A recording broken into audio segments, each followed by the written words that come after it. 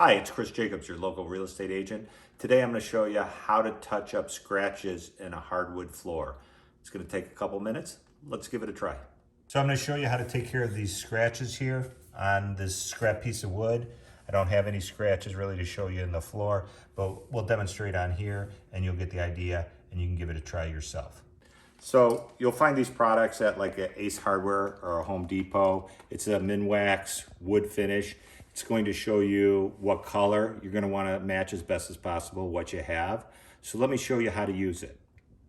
So most people are going to get this and they're going to want to do this. They're going to want to color it in and try and do that. And then they come back and then they want to wipe it off and it leaves this blotchy, it looks like a pen mark. So let me show you what a pro floor guy taught me on how to take care of it and do a better job.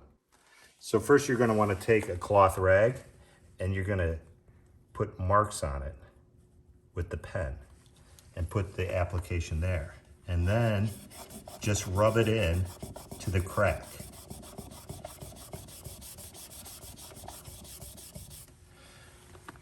This way, it doesn't leave a line like this one where it's dark and obvious.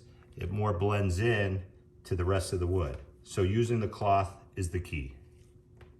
A couple of tips: wear rubber gloves, use a cotton rag, find this at the hardware store, and try it in a corner of the room where you're not going to see it, preferably under a piece of furniture or something. Make sure that the color matches and you're not staining it a different color. Then you can go ahead and repair any scratches in the main section of the house. So good luck with that tip.